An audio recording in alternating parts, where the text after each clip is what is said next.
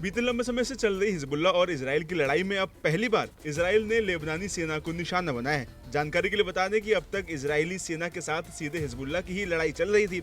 लेबनानी सेना इस युद्ध में शामिल भी नहीं थी, लेकिन अब इजराइल ने लेबनानी सेना पर हमला करके माहौल को और गर्म कर दिया है। वहीं इसी कड़ी में कहा जा रहा है कि इजराइल ने लेबनानी आर्मी पर यह हमला लेबनान के दोस्त फ्रांस के कारण किया है, जिसके बाद अब इजराइल के खिलाफ फ्रांस की कार्रवाई भी देखने को मिल सकती है।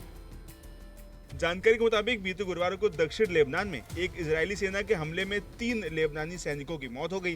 गौर करने वाली बात है कि ये हमला तब हुआ जब इजराइल को भनक लगी कि फ्रांस लेबनानी सेना की मदद करने के लिए कोई कदम उठा रहा है। गौरतलब है कि फ्रांस लेबनानी राज्य बलों के समर्थन में एक सम्मेलन की मेजबानी कर रहा था, जिसे इजराइल और हिजबुल्लाह के बीच युद्ध के किसी भी राजनयिक समाधान के लिए जरूरी माना जाता है।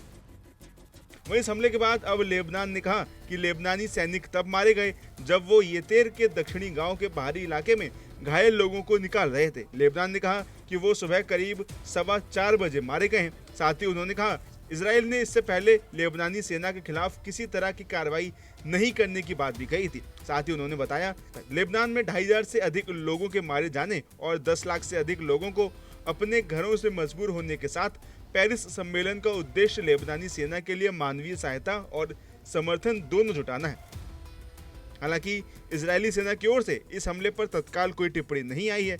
वहीं अगर लेबनान की फ्रांस के साथ संबंधों की बात करें तो लेबनान की आज़ादी से पहले ये क्षेत्र फ्रांस के कब्जे में था। लेबनान की धर्म आधारित राजनीतिक व्यवस्था भी फ्रांस की ही देन है। फ्रांस ने लेबनान में कई दशकों तक शासन किया है, लिहाजा वो इस पूर्व उपनिवेश के प्रति अपनी एक जिम्मेदारी समझता है। दोनों देशों के बीच गहरे सांस्कृतिक, राजनीतिक और आर्थिक रिश्ते हैं। इसके अलावा लेबनान में फ्रेंच भाषा और संस्कृति का काफी प्रभाव है। लेबनान के लोग न केवल फ्रेंच भाषा बोलते हैं बल्कि फ्रांसीसी शिक्षा संस्थानों में पढ़ाई भी करते हैं। ऐसे में लेबनान में शांति और स्थिरता फ्रांस के लिए बेहद अहम मानी जाती है। यही वजह है कि जब भी लेबनान में कोई संकट आता है तो फ्रांस सक्रिय हो जाता है। इसीलिए युद्ध की त्रासदी झेल रहे लेबनान की मदद के लिए फ्रांस के राष्ट्रपति इमैनुअल मैक्रों ने बड़ी मदद का ऐलान भी किया है। उन्होंने यहाँ एक अंतर्राष्ट्रीय सम्मेलन में कहा कि उनका देश लेबनान की मदद के लिए 10 करोड़ यूरो यानी करीब 10.8 करोड़ डॉलर की सहायता का पैकेज देगा। वहीं अब कहा जा रहा है कि इजराइल के लेबनानी सेना पर किए गए इस हमले से फ्रांस आग बबूला हो गया है और चर्चा ये भी है कि फ्रांस इजराइल पर अब कार्रवाई भी कर सकता है। हालांकि अब आगे आने वाले दिनों में क्या होता है ये देखने वाली बात होगी। नमस्कार, मैं हूं मानक गुप्ता।